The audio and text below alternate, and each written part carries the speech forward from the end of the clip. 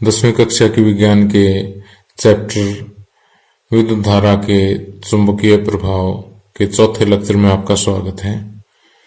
इस लेक्चर में हम विद्युत चुंबकीय प्रेरण, विद्युत जनित्र और घरेलू विद्युत परिपथ ये 3 मुख्य टॉपिक पढ़ेंगे।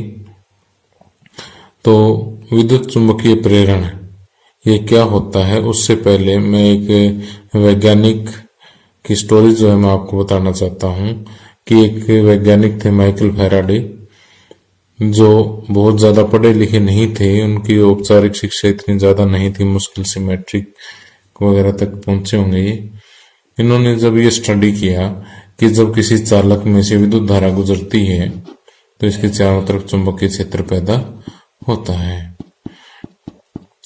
तो उन्होंने दिमाग में सोचा कि नेचर लव्स सिमेट्री, कि जब एक चलती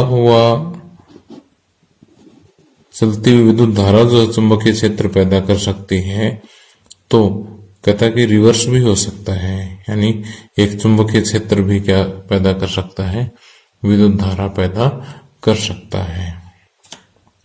तो इन्होंने क्या किया कि एक तार की कुंडली बनाई और इसके साथ एक गैल्वेनोमीटर जोड़ दिया।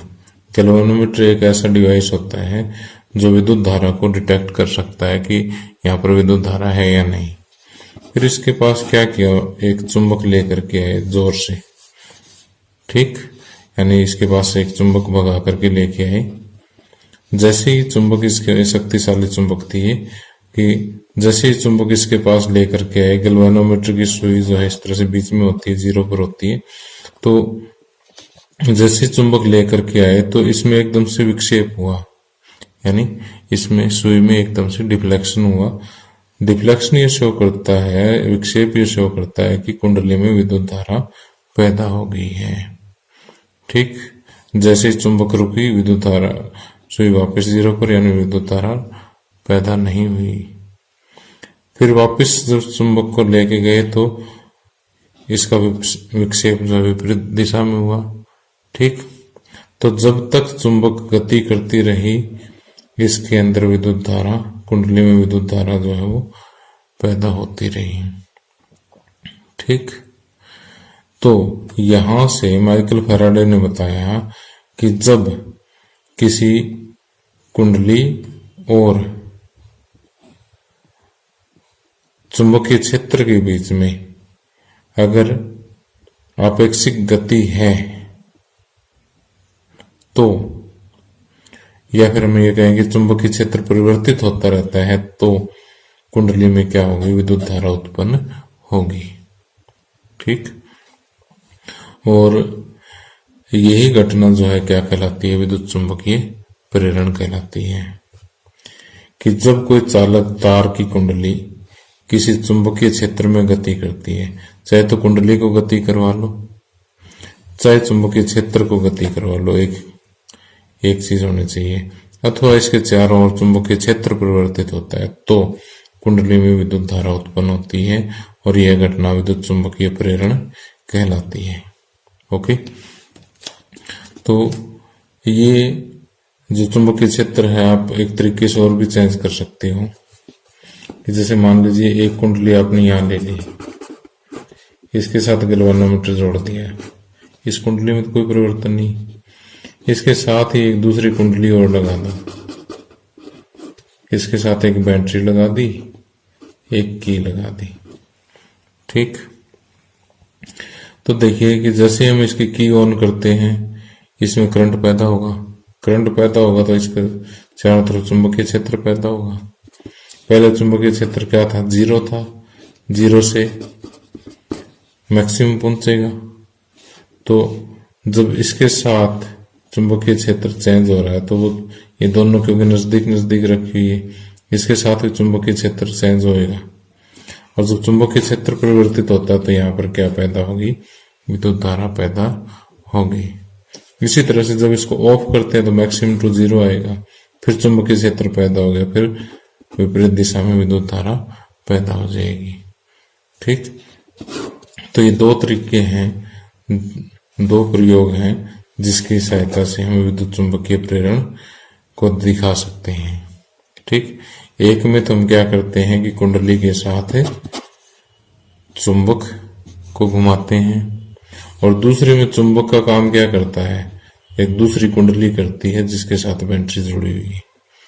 ठीक, क्योंकि चुंबक का काम भी क्या है, चुंबक को जब हम चलाते हैं तो चुंबकीय क्षेत्र परिवर्तित होता है।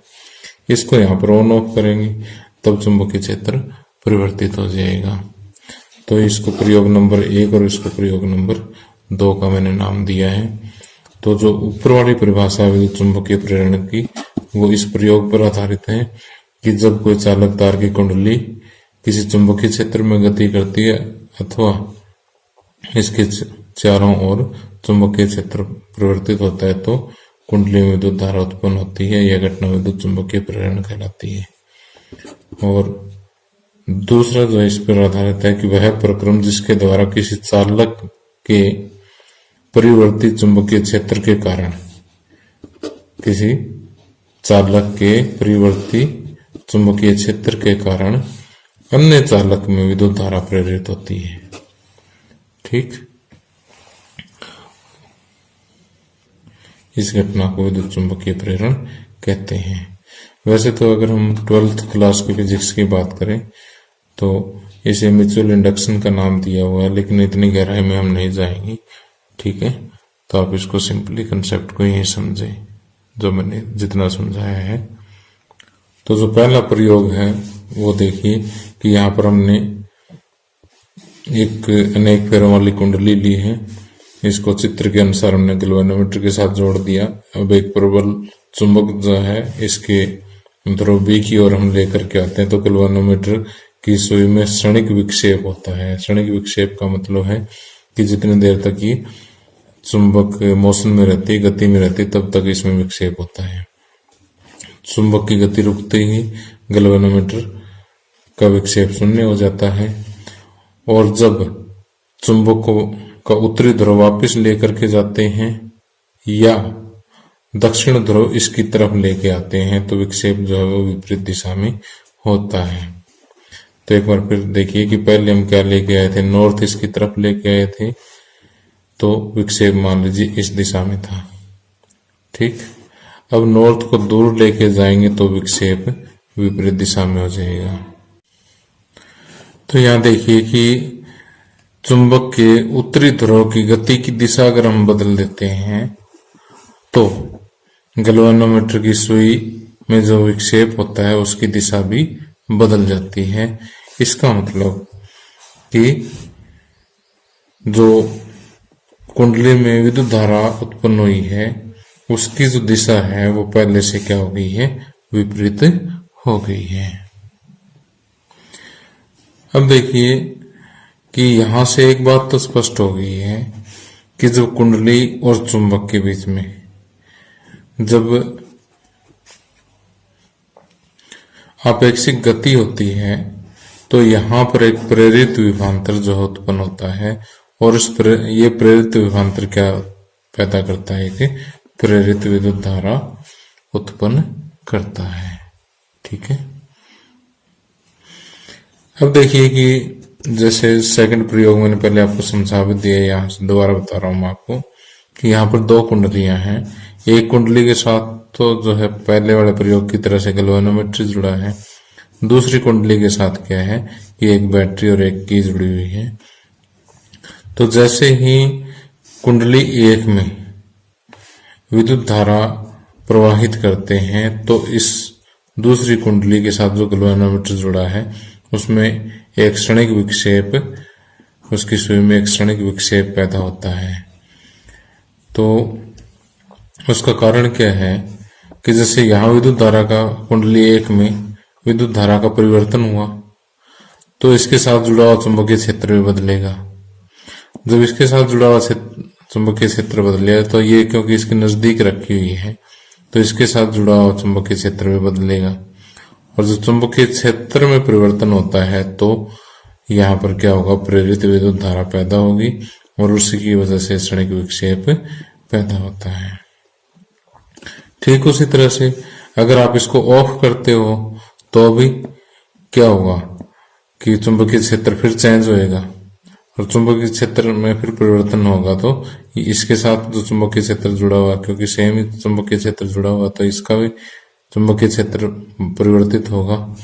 तो फिर यहाँ पर प्रेरित विद्युत धारा पैदा होगी, लेकिन इस बार उल्टी दिशा में, इससे विपरीत दिशा में पैदा होगी। तो ये कहता है कि प्रेरित विद्युत धारा की दिशा ज्ञात करने के लिए करने के लिए प्रेरित विद्युत धारा की दिशा ज्ञात करने के लिए हम फ्लेमिंग का दक्षिण हस्त नियम, राइट हैंड रूल यूज करेंगे।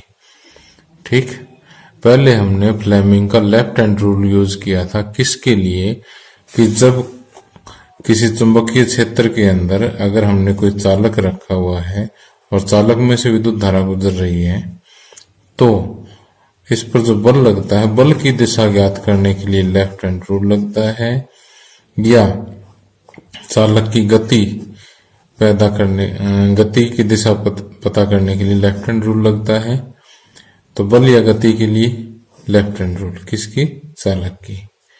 और राइट हैंड रूल कहाँ लगाएंगे, धारा की दिशा ज्ञात करने के लिए, प्रेरित विद्युत धारा की दिशा ज्ञात करने के लिए हम क्या करेंगे, राइट हैंड रूल का यूज करेंगे। तो राइट हैंड रूल समझिए क्या है। देखिए, राइट हैंड रूल या दक्षिण हस्त नियम के अनुसार अपनी जो ये उंगली, इसका क्या नाम देते हैं, तर्जनी, ये वाली उंगली क्या है, मध्यमा, और ये अंगूठा। तो इन तीनों को एक दूसरे से क्या रखना है, लंबवत रखना है भाई। जैसे यहाँ पर 90 डिग्री का कोण है, यहाँ पर देखिए 90 डिग्री का कोण है। अब इस अंगूठे और उंगली के बीच में भी कितने डिग्री का कोण है, 90 डिग्री का कोण है। तो तीनों परस्पर क्या रखने, लंबवत रखने हैं। तो तर्जनी है वो लेफ्ट हैंड रूल की तरह से ही किस में रहेगी, चुंबकीय क्षेत्र की दिशा में रहेगी। अंगूठा चालक की गति की दिशा में हो, ठीक। तो मध्यमा जो है वो क्या देगी, प्रेरित विद्युत धारा की दिशा देगी। ओके, समझ आई बात, कि तीनों चीज लगभग लेफ्ट हैंड रूल की तरह से ही है। लेफ्ट हैंड रूल में क्या था कि जो तर्जनी है वो चालक की दिशा, इसके विद्युत क्षेत्र की दिशा में थी, ये विद्युत धारा की दिशा में थी, तो ये चालक की गति या बल की दिशा देता था। ठीक, अब वहां क्योंकि हमें बल की दिशा ज्ञात करनी थी, तो इसलिए ये वाली बात सबसे लास्ट में कहते थे, ये दो बातें पहले कह देते थे। अब जो हमें विद्युत धारा की दिशा ज्ञात करनी है, तो पहले इन दोनों के बारे में बता देंगे क्या क्या देगा, तो फिर ये क्या देगा ये बताना है। कि तर्जनी चुंबकीय क्षेत्र की दिशा दे, अंगूठा जो है वो चालक की गति की दिशा दे, तो जो मध्यमा है ये आपको क्या देगी, सेंट्रल फिंगर जो है वो आपको क्या देगी, चालक में प्रेरित विद्युत धारा की दिशा देगी। ओके, तो देखिए जो मैंने पढ़ाया वो यहाँ लिखा है कि इस नियम के अनुसार अपने दाहिने हाथ की तर्जनी, मध्यमा और अंगूठे को इस प्रकार लाइए कि तीनों एक दूसरे से परस्पर लंबवत हो। यदि तर्जनी चुंबकीय क्षेत्र की दिशा, अंगूठा चालक की गति की दिशा दर्शाते हैं, तो मध्यमा चालक में प्रेरित विद्युत धारा की दिशा को दर्शाएगी। ओके, तो आप यहां से इसका सिंपल सा चित्र आप ड्रा कर सकते हैं। देखिए, आपने ऐसे करके उंगली बनानी है और उंगली से इधर जो आपने अंगूठा बनाना है और उंगली को कंप्लीट कर दीजिए। फिर एक अगली उंगली ऐसे मध्यमा बना दीजिए, बाकी दो फोल्ड करके रखनी, उनको ऐसे कर दें और इस तरह से जो आप इसका हाथ करते हैं और ये जो फोल्ड की उंगलियां बना दें और ये इसका नाखून। ठीक, तो अब यहाँ पर इनकी दिशा बता दें कि ये चालक की गति की दिशा है, चुंबकीय क्षेत्र की दिशा वगैरह जो है आप इसका अंकित कर दें। ठीक है, आगे देखिए एक मोस्ट इम्पोर्टेंट आर्टिकल आ रहा है। जैसे मैंने पहले बताया था कि एक विद्युत मोटर है और एक विद्युत जनरेटर है, दोनों में से एक जो है हर हालत में एग्जाम में आने की पूरी उम्मीद होती है, और ये बड़े 5 अंकों के या 4 अंकों के क्वेश्चन में आता है। तो देखिए हम यहाँ पे समझते हैं कि विद्युत जनित्र क्या होता है। विद्युत जनित्र एक ऐसा डिवाइस होता है, एक ऐसी युक्ति होती है जो यांत्रिक ऊर्जा को विद्युत ऊर्जा में बदल देता है। यांत्रिक ऊर्जा को विद्युत ऊर्जा में बदलने वाली युक्ति को क्या कहते हैं? विद्युत जनित्र या डायनमो कहते हैं। ओके, और इसका सिद्धांत क्या है? यह सिद्धांत या यह यंत्र जो है वो किस सिद्धांत पे कार्य करता है? जो अभी हमने पढ़ा, विद्युत चुंबकीय प्रेरण की घटना पर आधारित है। ठीक, तो इसकी संरचना जो देखिए, संरचना में मोटर की तरह से इसके भाग हैं। पहला तो भाग है चुंबकीय क्षेत्र। लाइन भी वही जो आपने मोटर में लिखी थी वही यहाँ लिखनी है कि विद्युत जनित्र में एक शक्तिशाली स्थायी चुंबक का प्रयोग चुंबकीय रेखाएं उत्पन्न करने के लिए करते हैं। अब ये बात अलग है कि जो बड़े जनित्र होते हैं, बड़े जनरेटर होते हैं, उनमें जो है यहाँ शक्तिशाली स्थायी चुंबक की जगह पर विद्युत चुंबक का प्रयोग किया जाता है। दूसरा आता है आर्मेचर या कुंडली। तो यहाँ पर आर्मेचर या कुंडली क्या होता है? एक नरम लोहे की करोड पर तांबे की तार लपेट देते हैं, ठीक, जिससे एक कुंडली ABCD बनती है और उसे हम क्या कहेंगे? आर्मेचर कहेंगे। और आर्मेचर धुरी पर व्यवस्थित करते हैं। अभी मैं चित्र दिखाता हूं आपको कि देखिए ये तो दोनों क्या है? चुंबकीय क्षेत्र पैदा करने के लिए चुंबक है, स्थायी चुंबक है, और ये ABCD एक आर्मेचर है जो इस स्थायी चुंबक के बिल्कुल बीच में फिक्स की हुई होती है।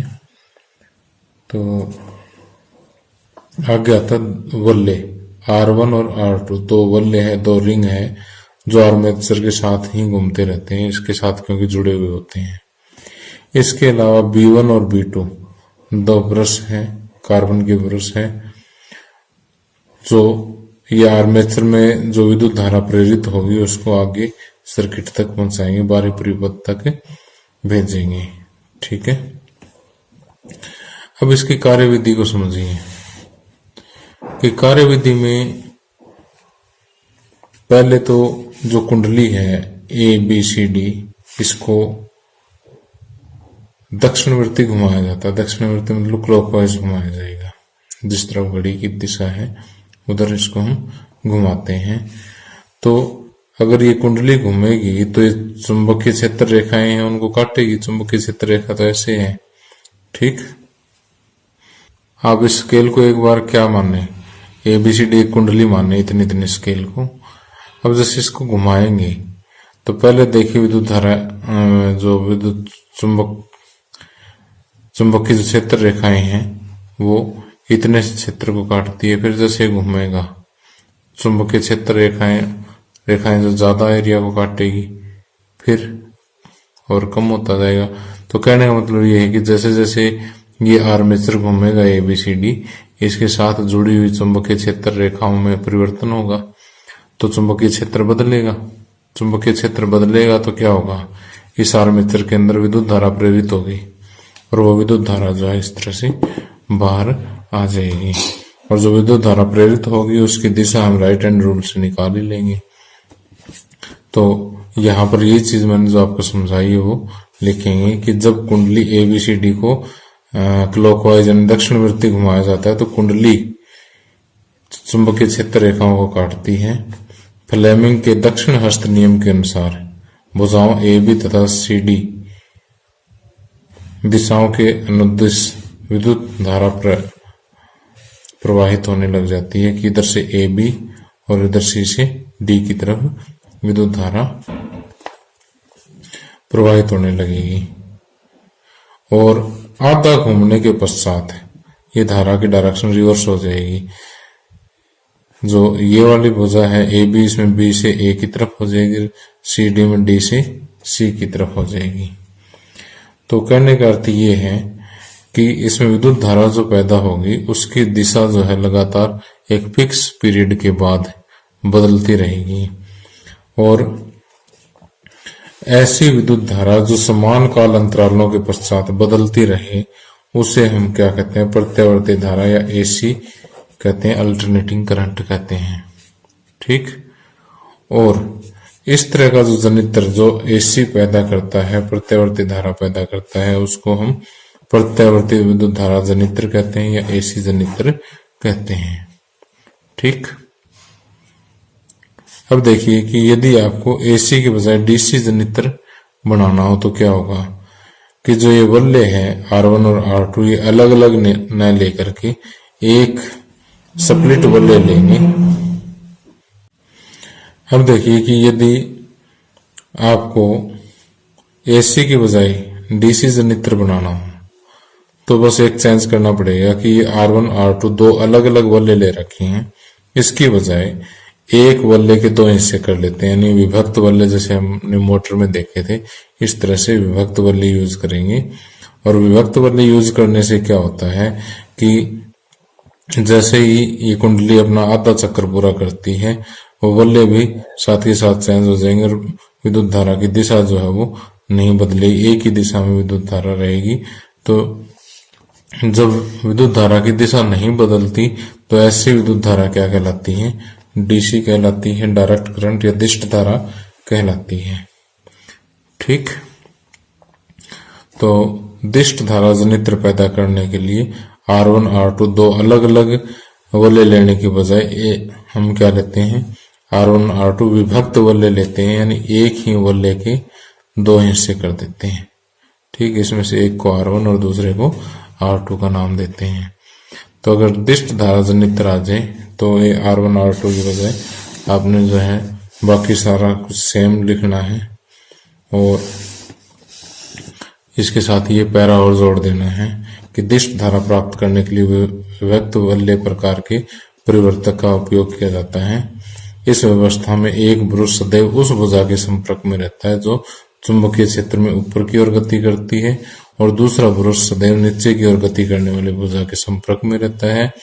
इस प्रकार इस व्यवस्था के साथ एक दिशिक विद्युत धारा उत्पन्न होती है जिसे इस प्रकार के जनित्र को हम क्या कहते हैं, दिष्ट धारा या डीसी जनित्र कहते हैं।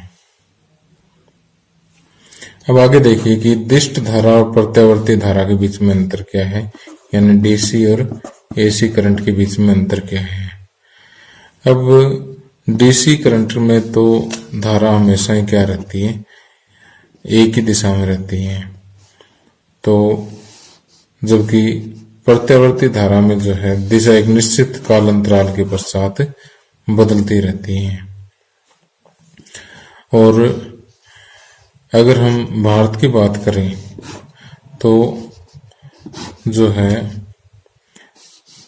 यहाँ पर हम प्रत्यावर्ती धारा जो पैदा करते हैं उसकी दिशा एक सेकंड में 100 बार बदल जाती है, यानी एक बार पॉजिटिव एक बार नेगेटिव, यानी एक सेकंड में एक बार पॉजिटिव एक बार नेगेटिव दिशा हो जाती है। तो ये जो है पूरी एक वेव बनती है। अगर इसका हम ग्राफ खींचे तो एक सेकंड में ऐसी ऐसी 50 वेव्स बन जाएंगी, 50 सेट ऐसे बन जाएंगे। तो हम ये कहेंगे कि प्रत्यावर्ती धारा की भारत के अंदर जो फ्रीक्वेंसी हो कितनी है, 50 हर्ट्ज है। अब आइए बात करते हैं घरेलू विद्युत परिपथ व्यवस्था की कि हमारे घरों में जो विद्युत परिपथ होता है वो कैसे होता है, या बिजली का जो सर्किट होता है वो किस तरह से व्यवस्थित होता है। तो ये आपको पता ही है कि जो मेन सप्लाई आती है वो कहाँ से आती है। ये जो विद्युत शक्ति की आपूर्ति मुख्य तारें जो लगी होती है, या तो धरती पर जो खंभे लगा करके खंभों के सहारे हम लेके आते हैं, या कई शहरों में जो है ये अंडरग्राउंड केबल्स के द्वारा भी आती है। तो ये मुख्य जो तार होते हैं उनको हम मैश कहते हैं। मैश से आगे जो है यहाँ पर देखिए कि जो विद्युत प्रदाय बोर्ड जो होता है, यानी बिजली बोर्ड जो होता है, वहां पर एक फ्यूज लगा होता है, मेन फ्यूज इसको हम बोलते हैं। उसके बाद जो है हम पहले तो तारों के प्रकार की जानकारी मैं आपको दे दूं कि 3 तरह के तारों की जो फिटिंग है हमारे घरों में होती है। इनमें से एक तार जिस पर लाल कलर का आवरण चढ़ा होता है ये विद्युन्नम्य तार कहलाता है, या इसको धनात्मक तार भी हम कह सकते हैं। दूसरा उदासीन तार। इसके अलावा एक तीसरी प्रकार की तार भी होती है जिसे भूसंपर्क तार कहते हैं। इसकी जानकारी मैं आपको दूंगा कि ये देखिए कि ये दोनों जो तार हैं विद्युन्नम्य तार और उदासीन तार, ये हमारा जो बिजली का मीटर होता है जिसको हम विद्युत मापी कहते हैं उसके पास आती है।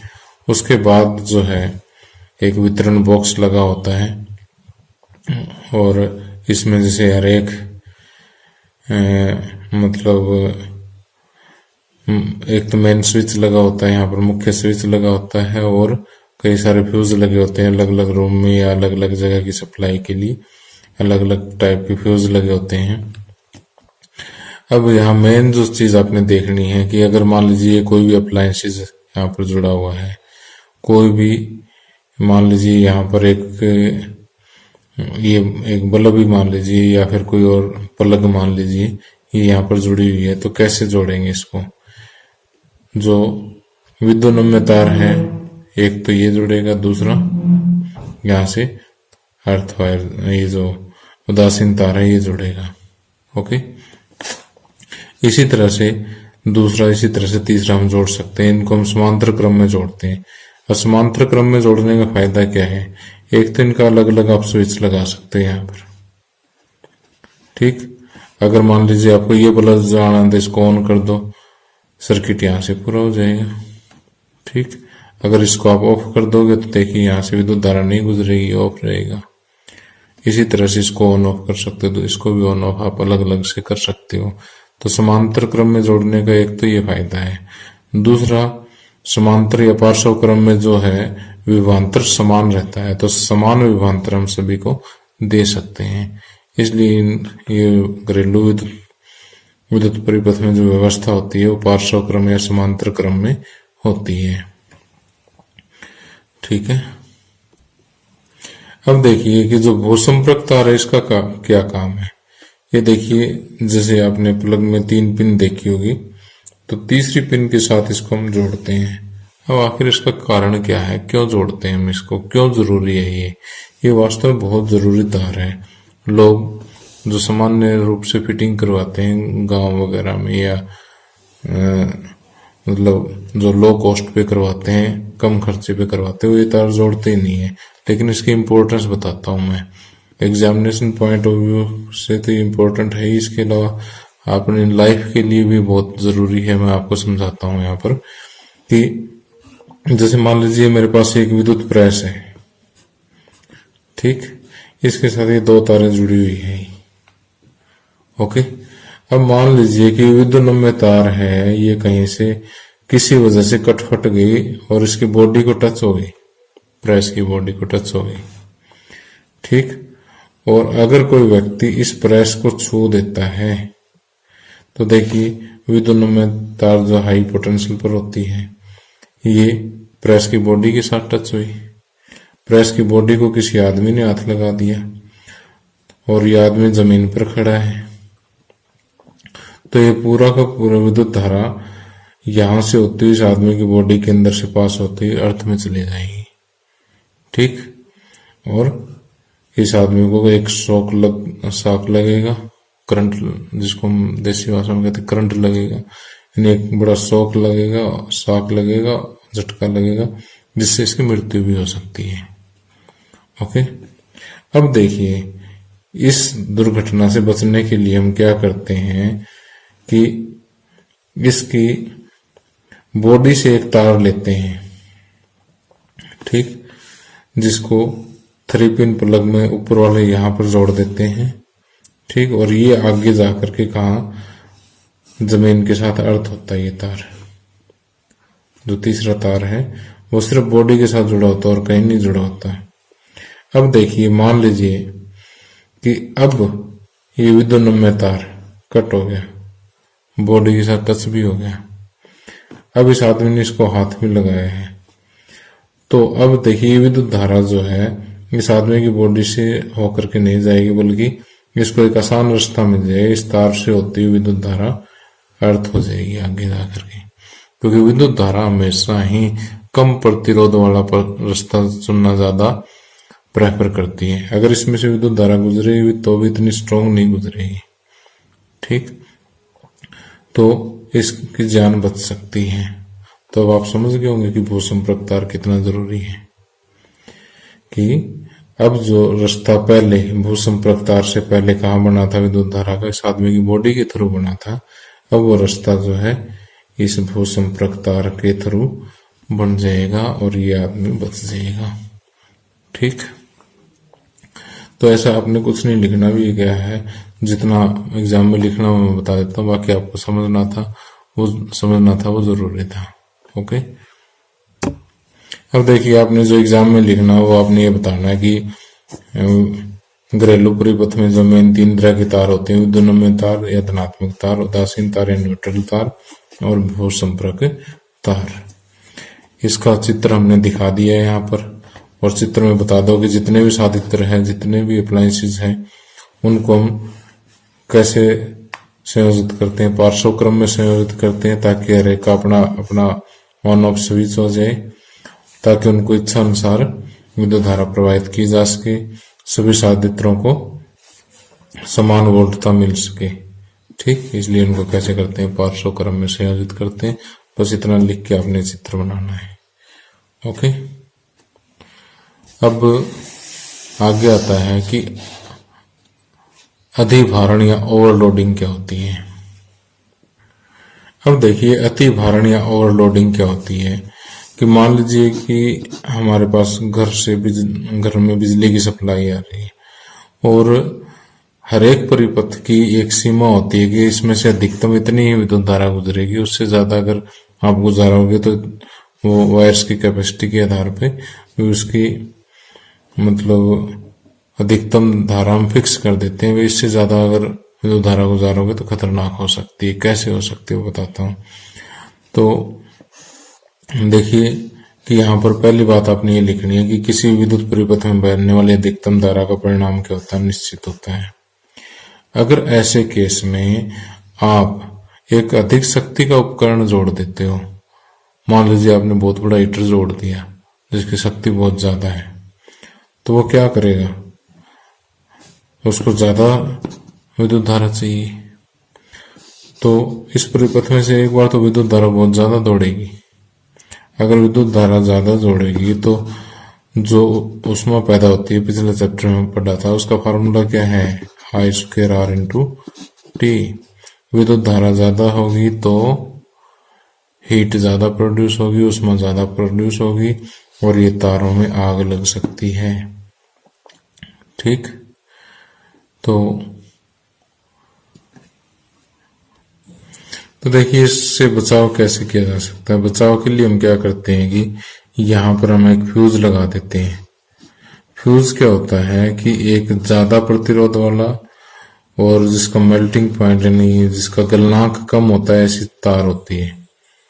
गलनांक कम होता है बाकी तार के बजाय और इसका प्रतिरोध ज्यादा होगा। प्रतिरोध ज्यादा होने के बजाय तार के बजाय यहाँ पर ज्यादा ऊष्मा पैदा होगी। ठीक, और इसका गलनांक भी कम है तो ये पहले गल जाएगा गर्म होकर के। अगर ये पहले गल जाएगा तो सर्किट टूट जाएगा। सर्किट टूटेगा तो आगे विद्युत धारा नहीं बहेगी और हमारा परिपथ जो यूं का यूं बच जाएगा। ठीक, तो अतिभारण से बचने के लिए हमें किसका प्रयोग करना चाहिए, फ्यूज का प्रयोग करना चाहिए। ओके,